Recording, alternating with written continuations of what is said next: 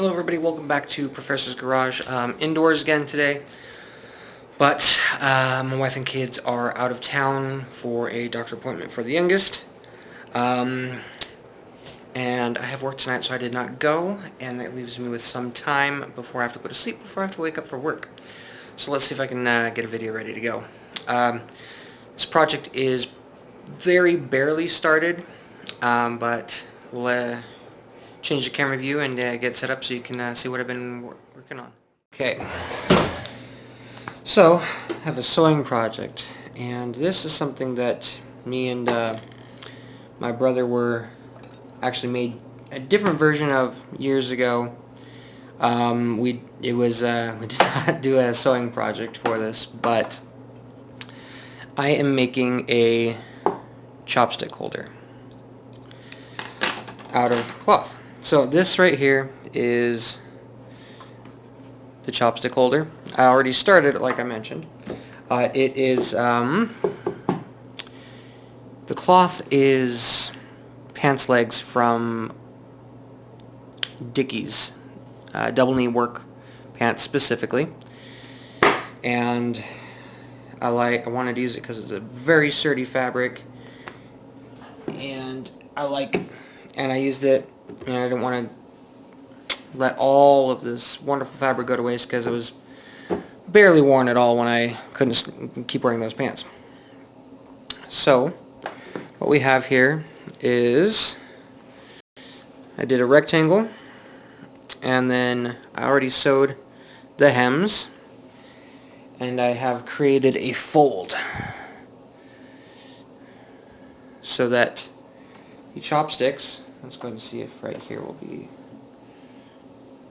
yeah. So chopsticks will be lining up in their pairs. Sorry about that. My phone memory ran out. I've been taking a lot of videos and pictures of my kids. I guess I'm in my jammies. I don't care, it's my day off. It's been a couple days. Maybe a week, I don't know. But I was finally able to clear up some space, putting some videos on YouTube, and yeah, I don't remember. But I got some space cleared up, so the project's actually finished. That's what it looks like, finished. So today I'm going to show the finished product all the way. I'm going to open it, but and I'm going to mime or just kind of walk through some of the steps on how I made it, because it's quite simple. But as I mentioned, I stopped wearing these pants because they ripped. I didn't say they ripped, but I said I couldn't stop wearing them. But they ripped, and I saved one pant leg for this specifically. And then it was like a year and a half or more that I finally got it done. But here it is. And you just unwrap it, and then you unroll it, and you flip it open, and you got your chopsticks. It holds more chopsticks than I was planning. I currently have 6 pairs of chopsticks in here. I was initially planning 5, and I have, I don't know, 3 inches from there to there that I could use. So yeah, I'm going to go ahead and change the camera angle, talk about it a little bit more, and then I'm going to kind of walk through the steps. Yeah, that sounds about right on how I'm going to do it. But 6 pairs of chopsticks, and you roll it up. Oh yeah, another thing I wanted to talk about in this camera angle. Once it's rolled up, you take your, it's actually a shoelace. You take your string, you wrap it around a couple times, and you slip it through itself. You don't even really, it's barely a knot, I would say. And then it holds itself all shut. But, cool. Oh yeah. So the one me and my brother had made, well, he made it years ago, and we used it while we were in high school. held 2 pairs of chopsticks, and we called it the pipe bomb because it looked like a pipe bomb.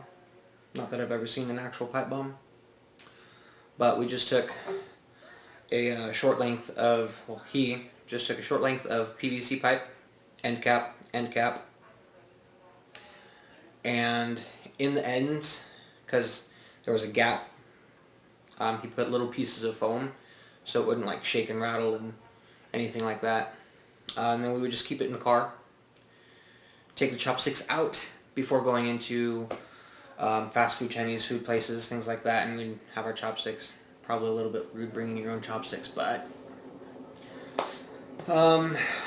we did that a couple times. And so we just had our 2 pairs of chopsticks, and it would just be us most of the time. And I want to do 5 because my car, when I had the idea, was a 5-seater. Now we have a 7-seater. Yeah. And yeah. But this holds 6, and it has room for more. And this is really kind of a little bit too long. But I'm going to let my brother make those changes. If he wants to add a couple more slots or shorten this, that is going to be up to him. So, changing my mind as I'm going along. So here we go. But anyways, I finished sewing this, which I'll show in a different angle. And then, I'm on my knees. But then I sewed the shoelace. It's just a flat red shoelace. Pretty sure I got it on Amazon. I can, if I did, I'll leave a link. But I just hand sewed the ends. And this is a synthetic shoelace, so I did cut the end, and then I cut the aglets off, cut the ends a little bit and burned them so that they wouldn't fray, because I tried this end without burning the ends and it kept like fraying out the sides and it looked horrendous, so I had to undo it after like, I don't know, 8 stitches or something like that, and then take a step back and think about how I was going to do it. And I was like, let's try the lighter. I might have to use glue. Tried the lighter, it worked just fine, so that was wonderful. Cool. Angle change. Alright, so here we go. This is how it is. Tighter frame than I was expecting, but it still works. And there, now you can actually see the stitching and the spacing. So what I had done, first off, to kind of get an idea of how big these slots were going to be, is I measured the ends. They were all on it. It looked like it was coming out to about 7/8 of an inch here at the widest part. Yeah, the lightsabers are actually the biggest, widest ones, but it was about right there. And I stuck the lightsabers in, and I measured where it was, just like that. And I did end up settling on 7/8 of an inch between the seams. And you can kind of maybe see the pencil line from the, I think it's a quilting pencil I had. I marked it out. I actually ended up measuring from here to here and then here to here, because I tried using a square and drawing the line and it ended up being all wonky and misspaced up here. So I did line, dot, dot, dot, dot, dot, dot, dot, and then I just connected the dots with a line. And then I went back through and sewed it. But before I did these, when I showed you, this had not been sewn right here. What I'm going to do next time is I'm going to make this hem and the upper hem, and then I'm going to make the fold and sew it already folded instead of what I did, which was sew all 4 sides and fold these up and sew through something that was already sewed. That's why there's like 2 seams here. But it worked out. And so yeah, that's how I did that. Is that what I wanted to say? Is there something else I wanted to say? Let's go ahead and do it this way. change the camera angle again here in a second, but as you can see, the chopsticks slide in real nice and easy. And I should have actually included these on my hand wash only video. These kind of got distressed in the dishwasher after a few times, and this end cap popped off of this one. Cool. I'm going to go and change the camera angle. This, not really an instructional video or how-tos, it just kind of ended up being a how I did this video. But let me change the camera angle. So now we're back to this familiar camera. After I did the initial markings, I didn't pin it down or anything, but, and this is not a sewing tutorial video either. There's much more qualified people to do that. But what I did is really simple. Started here at this end, brought it down. I don't even have it plugged in right now. But set the foot down right where I needed to be. Started slowly, do a little back stitch, kind of seal the end, and then just followed my line through, not all that way, up to there, so a little back stitch. Cut the threads off, double checked it, trimmed up any, trimmed most of these down, but missed that one. And then you do it again. And again. And again. And about right here, one of those, you take it apart and you fix it because something got all tangled up underneath there. But then, after that, you have a finished product. But, alright.